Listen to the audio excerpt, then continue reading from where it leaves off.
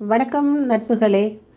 நாம் இன்றைக்கி முதல் காணொளியாக, ஏன்னா என் சேனல் இப்போ தான் தொடங்கியிருக்கேன், இதில் வர முதல் காணொளியாக மிகப்பெரிய லெஜண்ட், எழுத்தாளுமை மிக்க மிகப்பெரிய எழுத்தாளர், அனைவருக்கும் பிடித்தவர், அறிவியல், ஆன்மீகம், பொதுநோக்கு, சமுதாயம் போன்ற எல்லா களங்களிலும் கால் பதித்து வெற்றி கண்டவர் திரு சுஜாதா அவர்களின் கதைகளை முதலில் பார்ப்போம்.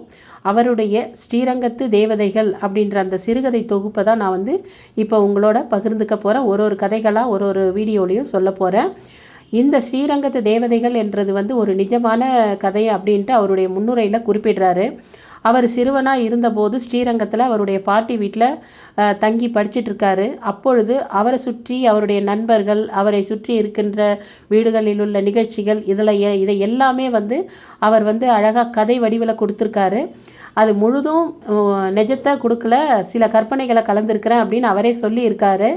அந்த சிறு வயசில் பல புரியாத விஷயங்கள் எல்லாம் 30 வருஷம் கழித்து நான் எழுதும் பொழுது எவ்வளோ விஷயம் புரிஞ்சிருக்குது அப்படின்றத பற்றி அவர் அழகாக சொல்லியிருக்காரு. ஸோ இப்போ நம்ம அந்த கதைகளை பற்றி தான் ஒன்றா பார்க்க போகிறோம். வாருங்கள், ஸ்ரீரங்கத்து தேவதைகள் கதைகளை பார்ப்போம். வணக்கம் நட்புகளே. உங்கள் இதய வாசலில் கதை தூறல் தூவ மகிழ் தமிழ் கதைகளுக்கு வாருங்கள், மகிழ்வோடு வரவேற்கிறேன். வாருங்கள், காணொளிக்குள் செல்வோம். முதல் கதை. கதையின் தலைப்பு கடவுளுக்கு கடிதம். கிருஷ்ணன் கோட்டை வாசல் வழியாக கீழ்வாசலுக்கு வந்தால் தகர ஜாக்கெட் போட்ட சித்திரை தேர் மொட்டையாக தெரியும். பக்கத்தில் ஓரிரண்டு மாட்டு வண்டிகளும் அவைக்கேற்ப சோனி மாடுகளும் நிற்கும். தேர் தகரத்தின் மேல் நெளிந்து ஒட்டியிருக்கும் நோட்டீஸ்களில் ரங்கராஜா டாக்கீஸில் படம் இன்றே கடைசி என்றும், திருச்சி கீழப்புலிவார் ரோடு மைதானத்தில் போட்டா போட்டி காட்டா குஸ்தியில் ஆக்ரோஷமான 10 ரவுண்டுகள் என்றும் எழுதியிருக்கும். இந்த இடம் ஒரு நார்ச்சந்தி. கோகுலாஷ்டமி கழிந்து பால்காரர்கள் இங்கு உரியடி வழுக்கு மரம் என்று உற்சவம் போல நடத்துவார்கள். அப்போது கே வாசலின் உட்புறமெல்லாம், கே வாசல் என்பது கிருஷ்ணன் கோட்டை வாசல், அதன் உட்புறமெல்லாம் சுண்ணாம்படித்து சுவரில் மீசைக்காரர்களும் கையில் கிளி வைத்த பெண் பிள்ளைகளும் காவி கலரில் வரைய ஒரு சித்திரக்காரன் வருவான். வருஷா வருஷம் அந்த மீசைக்காரர்களும் பெண் பிள்ளைகளும் ஜாடை மாறமாட்டார்கள். அந்த மாய சித்திரக்காரனை நான் அப்போது ஒரு மேதை என்றே நினைத்திருந்தேன். பேசவே மாட்டான். என்னை பார்த்து ஒரு முறை சிரித்திருக்கிறான். கோட்டை வாசலை ஒட்டிய ரைஸ் மில்லில் சப்தம் சதா கேட்டுக்கொண்டே இருக்கும். நெல் தீர்ந்து போனதும் ஒரு மாதிரி பேரிங் சப்தம் திடீர் கீச்சு குரலில் மயிர் கூச்செறிய வைக்கும். அந்த சப்தம் பழகிப்போன மாதவன் கடையில்தான் அவர்கள் பன்னீர் புகையிலை வாங்கி நெற்றிக்கு குறுக்கே கர்ச்சிப் கட்டி கொண்டு சோடா கொப்பளிப்பார்கள். மாதவனை பற்றி அந்த காலத்திலேயே இந்து நேசன் பத்திரிகையில் சரசாவை வைத்து கொண்டிருப்பதாக நியூஸ் வந்தது. அந்த இதழை எனக்கு காட்டினார்கள். டாவு வேலை என்ற பிரயோகமெல்லாம் இருந்ததாக ஞாபகம். கீழ சித்திரை வீதியிலிருந்து இந்து நேசனின் பெயர் வந்தவர்கள் 3. மாதவன், மாங்கொட்டை, நானு, அப்புறம் ஜி.கே. விமலா என்ற ரேடியோ பாடகி. இந்துநேசன் அப்போதெல்லாம் லட்சுமிகாந்தன் என்பவரின் ஆசிரியத்தில் வாரம் தவறாமல் எந்த ஊரில் யார் வைப்பாட்டி வைத்து கொண்டிருக்கிறார்கள் என்று பேர் அட்ரஸ் கொடுத்து புட்டு வைக்கும். அடுத்த வாரம் மடத்து பச்சாவின் லீலைகள், உங்கள் காப்பிக்கு ஆர்டர் செய்து விடுங்கள் என்று விளம்பரம் இருக்கும். படம் ஏதும் போட மாட்டார்கள். ஸ்ரீரங்கத்தில் பலர் அந்த வார இதழ் வரும்போது அதிகாலையிலேயே இருக்கிற எல்லா காப்பிகளையும் வாங்கி எரித்து போடுவார்கள். அதற்கும் அதிகாலையில் ஸ்டேஷனுக்கு போய் ரங்கு ஒரு காப்பி வாங்கி வந்து விடுவான். அதை அவர்கள் எல்லோரும் சதியாக படித்து கொண்டிருக்கும் போது எட்டி பார்த்தால், சின்ன பையன் நீ, இதெல்லாம் படித்தா கெட்டு போவாய் என்று விரட்டுவார்கள். ஒரே ஒரு முறைதான் முன் சொன்ன மாதவன் நாயர் பற்றிய செய்தியை பார்க்க முடிந்தது. இதனால் மாதவனுக்கு கோபதாபம் எதுவும் இல்லை. கொஞ்சம் சிரித்து கொண்டு பெருமையாகத்தான் இருந்தான். கொஞ்சம் மேற்கே போனால் கிருஷ்ணா கபே என்று இருட்டாக மண்டபத்தில் ரேடியோ வைத்து ஒரு காபி கிளப்பு இருக்கும். நாங்கள் அதில் சாப்பிட மாட்டோம். வண்டிக்காரர்களுக்கென்றே ஏற்பட்டது. ஓட்டல் பலகாரம் மாறுவதற்கு முன்பே ஓனர் மாறிக்கொண்டே இருப்பார்கள். ரங்கு கூட அதை ஒரு முறை எடுத்து நடத்தி கைவிட்டிருக்கிறான். அதன் ரேடியோவில் எப்போதும் கிராம நிகழ்ச்சிகள் கேட்டுக்கொண்டே இருக்கும். இந்த பக்கம் வந்தால் பிரசித்தி பெற்ற ரங்கு கடை, நாங்கள் அடிக்கடி கூடி பேசும் இடம். ரங்கு கடைக்கு யார் தான் வந்து உட்கார்வது என்று விவஸ்தையே கிடையாது. கோவிந்து வருவான். கோவிந்து ரொம்ப நேரம் மௌனமாக உட்கார்ந்திருந்து விட்டு போஸ்ட் ஆஃபீஸ் திறந்ததும் ஒரு கார்டு வாங்கி வந்து ரங்கு கடையில் உட்கார்ந்து தொடை மேல் வைத்து கொண்டு தினமும் கடவுளுக்கு கடிதம் எழுதுவான். அதுவும் இங்கிலீஷில். Address God, care of Vaikuntha, heaven என்று எழுதி டியர் காட் என்று ஆரம்பித்து 3-4 ஆணித்தரமான கேள்விகள் கேட்டிருப்பான். உதாரணமாக, ஏன் இந்த உலகத்தை படைத்தாய்? முனிசிபாலிட்டி விளக்கு ஏன் எரிய மாட்டேன் என்கிறது? சோனிக்கு எப்போது பேச்சு வரும்? கோவிந்து கடிதம் எழுதும்போது ஃப்ரம் அட்ரஸ் எழுத மாட்டான். அதனால் அவன் தினந்தோறும் எழுதும் கடிதங்கள் எங்கே போய் சேர்கின்றன என்று எங்களுக்கு தகவல் இல்லை. ஒரு முறை சுய அட்ரஸ் எழுதிவிட்டதால் அந்த கடிதம் ஸ்ரீ வைகுண்டம் போய் அங்கே addressee not traceable, try Srinagar என்று ஸ்ரீநகர் போய்விட்டு நாயடிப்பட்டு மூஞ்சி முழுவதும் முத்திரையாக அவனுக்கே திரும்பி வந்தது. கோவிந்து அதை பார்த்து ஒரே ஒரு தடவை, பாத்தியா, நான் சொன்னேன் பாத்தியா என்றான். அவனை கண்டால் எனக்கு பயம். மனசுக்குள் அவனுக்கு பைத்தியம் என்பது தெரிந்தது. ஆனால் மற்ற பேர் அவனுடன் நார்மலாகவே பேசி கொண்டிருப்பார்கள். ரங்கு சீரியஸாக, என்ன கோவிந்து, கடிதாசி எழுதியாச்சா? அவருக்கு இங்கிலீஷ் தெரியுமாடா என்பான். அதற்கு அவன் லேசாக சிரிப்பான்.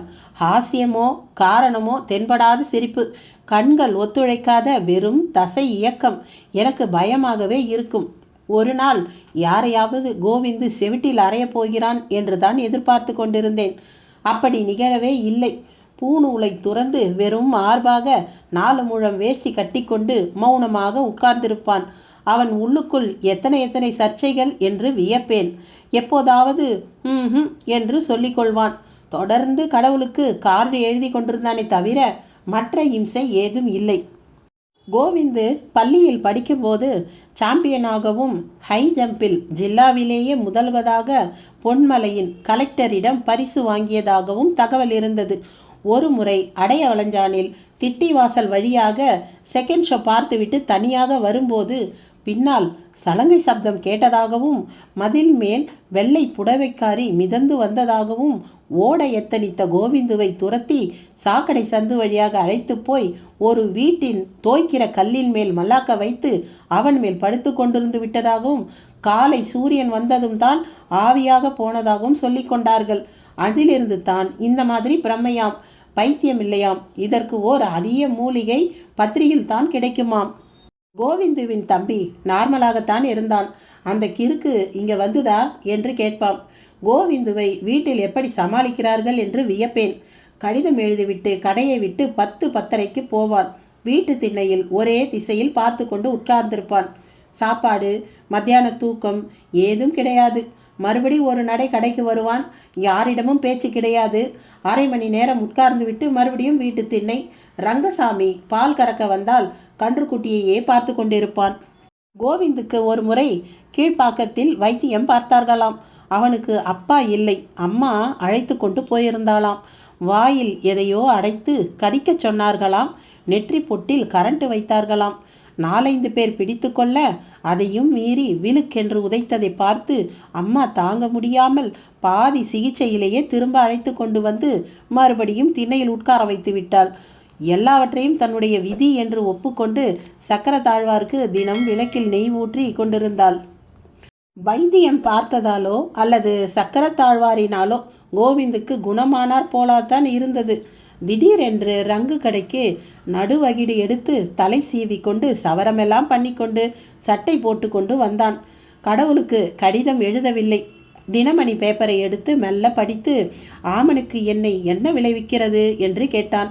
எல்லோரும் அவனையே வியப்பாக பார்த்து கொண்டிருந்தோம். அவன் அம்மா ஸ்டவ் 3 வாங்க வந்தபோது ரங்கு, என்ன மாமி, கோவிந்துக்கு சரியாயிடுதா என்று விசாரித்தான். இப்பெல்லாம் எவ்வளவோ தேவலை ரங்கா, புழக்கடைக்கு போனால் தானாக எல்லாம் பண்ணிக்கிறான். முகசவரம் பண்ணிக்கிறான். இன்னைக்கு வாழைத்தண்டு கூட நறுக்கி கொடுத்தான். எல்லாம் சரியாக போயிடும் மாமி, ஒரு கல்யாணத்தை பண்ணிடுங்கோ. அதான் நான் கூட நல்ல இடமா பார்த்துட்ருக்கேன். உனக்கு வேண்டப்பட்டவ யாராவது இருந்தால் சொல்கிறியா? வெளியூராக இருந்தாலும் பரவாயில்ல, திருநகரி கும்பகோணம்னு. இப்பெல்லாம் கோவிந்து சொக்கா போட்டுக்கிறான். பார்த்தியா? பார்த்தேன் மாமி, லட்சணமாக தான் இருக்கான். தமிழ் வாத்தியார் பொண்ணை பார்க்கலாமான்னு பார்க்குறேன். ஏதோப்பா, நீங்கள்லாம் தான் அவனுக்கு சிநேகிதாள், உங்கள் பொறுப்பு என்று அவள் சொல்லிவிட்டு போனதும் எனக்கு வயிற்றை கலக்கியது. தமிழ் வாத்தியார் பொண்ணை கோவிந்துக்கா என்று அச்சமாக இருந்தது. அந்த பெண் வாத்தியார் செத்து போனதும் பிழைப்பதற்காக இலை, வடாம், அரப்பு பொடி எல்லாம் வீடு வீடாக விற்று தோசை இட்லிக்கு அரைக்கிறது தெரியும். கொஞ்சம் அழகான பெண். பெரிய மஞ்சள் பையை தோளில் கோத்துக்கொண்டு பாவடையும் தாவணியும் அணிந்தவாறு கம்பளி நூல் பின்னலுமாக அழுந்த வாரி ரங்கன் கடைக்கு பொட்டலம் விற்றுவிட்டதா என்று கேட்க வரும்போது ரங்கு அதை கலாட்டா பண்ணுவான். அது கோபப்படாமல் சிரித்து மழுப்பிக்கொண்டே காரியத்தை சாதித்து கொள்ளும். அவள் போனவுடன் தான் இந்த வீரர்கள் எல்லாம் இது மட்டும் ஒரு நாளைக்கு கிடைச்சா என்று ஆதங்கப்படுவார்கள். ரங்கு, வேண்டாண்டா என்றேன். என்னடா வேண்டாம்? கேவிஆர் பொண்ணு கோவிந்துக்கு பார்க்க வேண்டாண்டா. ஏண்டா வேணாம்? இன்னைக்கு தேதிக்கு கோவிந்து பேரில் சமயபுரம் ரோட்டில் எத்தனை ஏக்கரா நிலம் இருக்குது தெரியுமா? இந்த பொண்ணுக்கு விடிவு காலம்டா. ஐயோ, கோவிந்தனுக்கு பைத்தியம்டா. அதான் சரியா போச்சே. யார்ரா இவன்? இதை பாரு, பெரியவா பேச்செல்லாம் பேசாத. உன் வயசுக்கு தலையாரி ஆடு, குச்சிப்பிள்ளை ஆடு. இதெல்லாம் நாங்கள் பெரியவா பார்த்துக்கிறோம். ரங்கு திருவானைக்காவல் போய் வாதியாரின் விதவையுடன் பேசியதில் அந்தம்மா சந்தோஷமாக ஒப்புக்கொண்டு விட்டாளாம். கோவிந்தனுக்கு எல்லாம் சரியா போயிடுத்து. ஒரு சாந்தி கல்யாணத்தை பண்ணிட்டா முழுக்கவே குணமாயிடும். எனக்கு தெரியாதா ரங்கு? அது யாரோ கண்பட்ட வியாதின்னுட்டு.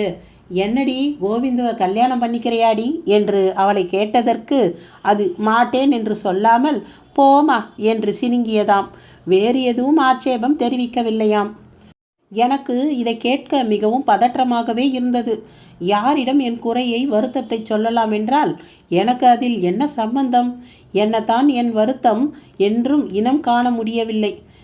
ரங்கு நிச்சயதார்த்தம் ஏற்பாடு செய்துவிட்டான்.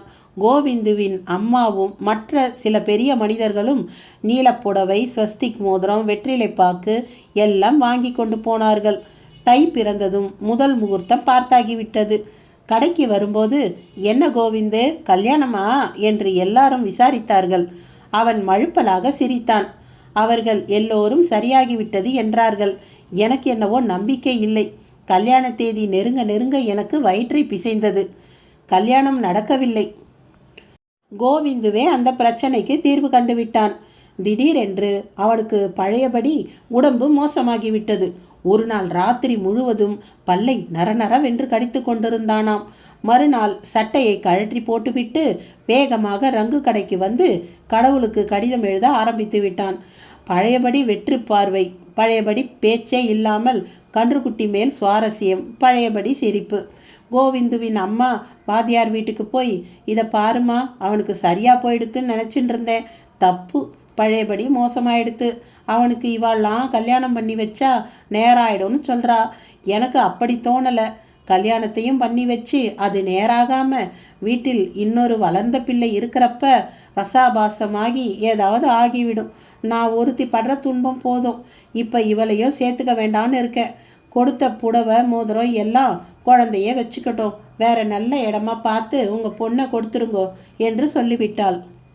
சமீபத்தில் நான் ஸ்ரீரங்கம் போயிருந்தபோது கோவிந்து 10-15 வருஷங்களில் 40 வருஷம் கழிந்த மாதிரி டொக்கு விழுந்து போய் அதே திண்ணையில் அதே இடத்தில் உட்கார்ந்திருந்தான். அம்மா உயிருடன் தான் இருக்கிறாள். சக்கரத்தாழ்வார்க்கு இன்னும் நெய் ஊற்றி கொண்டு தான் இருக்கிறாள். 2 விளக்கு. ஏனெனில் கோவிந்துக்கு எதிர் மூலையில் அவன் தம்பி ஒரே திசையில் பார்த்து கொண்டு மார்பில் பனியன் நூல் இல்லாமல் உட்கார்ந்திருக்கிறான். இப்போது கடவுளுக்கு கடிதம் அவன் எழுதி கொண்டிருக்கிறானாம். இந்த கதை இதோடு முடிகிறது. ஒவ்வொரு மனிதன் வாழ்விலும் தனிப்பட்ட முறையில் என்னவெல்லாம் நிகழ்கிறது, எப்படியெல்லாம் சோதனைகள், துன்பங்கள், சந்தோஷங்கள் எல்லாமே நடக்கிறது. ஆனால் அதையெல்லாம் இவ்வளோ ஒரு சுவாரஸ்யமாக சிறிது கற்பனை கலந்து சுஜாதாவால் மட்டுமே கொடுக்க முடியும். நண்பர்களே, இந்த கதை பிடித்திருந்தால் நீங்கள் லைக் ஷேர் பண்ணுங்கள். நம்ம சேனலுக்கு சப்ஸ்கிரைப் பண்ணிவிட்டு பக்கத்தில் இருக்கிற பெல் ஐக்கான் அழுத்திடுங்க. அப்போ தான் அடுத்தடுத்து போடுற கதைகள் எல்லாம் உங்களுக்கு வந்து சேரும். கதை எப்படி இருந்ததுன்னு கமெண்ட்டில் சொல்லுங்கள். அடுத்த காணொளியில் அடுத்த கதையோடு பார்க்கலாம். நன்றி.